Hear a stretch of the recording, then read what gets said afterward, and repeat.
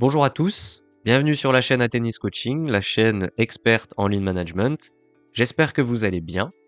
Aujourd'hui, on va parler de la méthode DMAIC. Alors, je vous fais une courte présentation de la méthode dans les grandes lignes. Je vous invite à vous abonner et activer les notifications dès maintenant afin que vous puissiez voir la sortie des prochaines vidéos qui détailleront toutes les étapes du DMAIC avec les outils utilisés, comment on les utilise dans des cas concrets, etc., etc.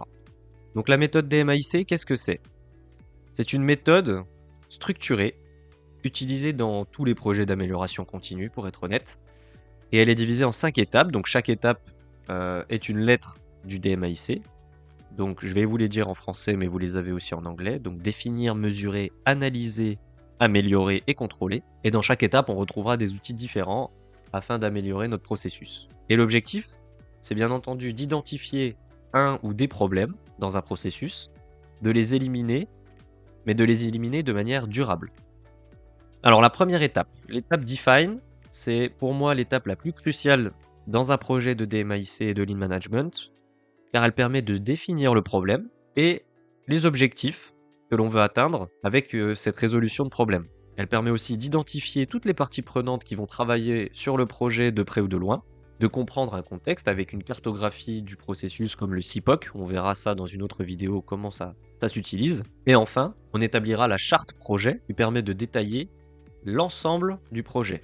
Et cette charte est signée par tout le monde, y compris le sponsor, de manière à ce que tout le monde s'engage à suivre ce projet. Vous avez ici un exemple de charte projet fait sur Excel, mais elle peut également ressembler à ceci, avec un visuel un peu plus sympathique, si vous le souhaitez.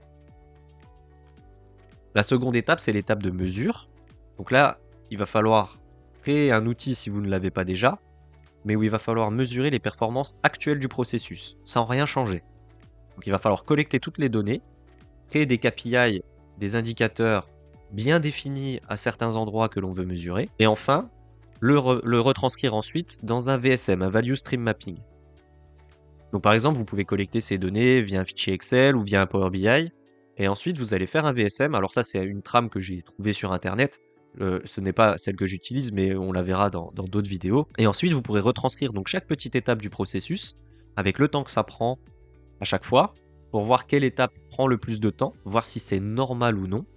Parce que des fois, il y a des étapes qui prennent du temps, mais oui, bah ok, c'est l'acheminement d'un camion d'un point A à un point B, bon bah c'est hors Europe, forcément c'est long. Par exemple, je caricature. Donc ici, ça permet d'identifier chaque étape où est-ce qu'il y a du temps de perdu. Et ensuite, on passe à l'étape 3 qui est l'étape d'analyser. Où là, il va falloir donc dire, bah tiens, pourquoi est-ce que ici, dans la préparation des colis, par exemple, je mets 35 minutes alors que ça en devrait en prendre que 10. Donc là, il va falloir identifier les causes racines des problèmes. Donc là, vous avez plein d'outils qui sont connus, le diagramme d'Ishikawa, le 5 pourquoi, l'AMDEC. Je vous ai mis ici un exemple de diagramme d'Ishikawa, les arêtes de poisson, avec les 6 M, et une AMDEC. C'est pareil, c'est une AMDEC à titre informatif. On y reviendra plus tard, mais du coup, le but ici, c'est vraiment d'analyser les données, de comprendre pourquoi est-ce qu'on a ce problème. Ensuite, la phase d'amélioration, la phase Improve, a pour but de tester des solutions pour éliminer les causes racines identifiées dans l'étape d'avant. Donc là, on va passer par exemple par des outils de créativité comme le brainstorming par équipe, qui est puissant, où on va tester plein de solutions et on va mesurer l'efficacité de celle-ci grâce à l'outil qu'on aura créé ou réutilisé en amont dans la phase de mesure, le Power BI, le fichier Excel. Il faut toujours réutiliser ça pour avoir un standard de calcul.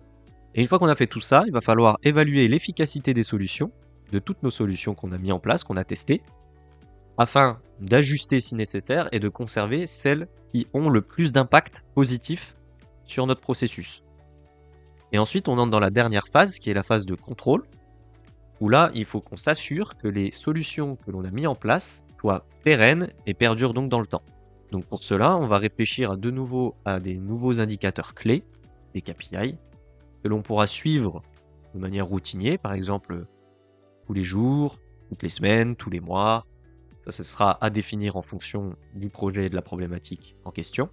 Pour ça, on peut créer un joli tableau de bord. Là, c'est un exemple à nouveau pris sur Internet, mais on pourra se servir d'un joli tableau de bord où on pourra regarder régulièrement si effectivement on est toujours à notre objectif que l'on s'était fixé au début du projet.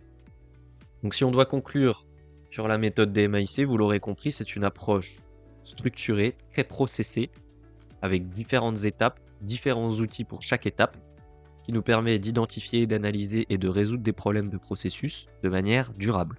C'est un outil essentiel pour toute initiative de Lean Six Sigma. Dans tous les projets de Lean Six Sigma, vous trouverez la méthode DMAIC. Elle est très puissante, elle a fait ses preuves, elle est efficiente, donc je vous invite vivement à l'utiliser. Si la vidéo vous a plu, je vous invite à vous abonner à la chaîne et activer les notifications afin de ne pas louper la sortie des prochaines vidéos qui détaillera chaque étape du processus avec tous les outils qui vont bien à l'intérieur dans des cas concrets afin de pouvoir les réutiliser chez vous. Et si vous souhaitez aller plus loin et faire décoller votre startup ou votre entreprise avec un coaching sur mesure, je vous invite à réserver dès maintenant votre appel gratuit avec moi afin que nous explorions ensemble les stratégies qui feront la différence.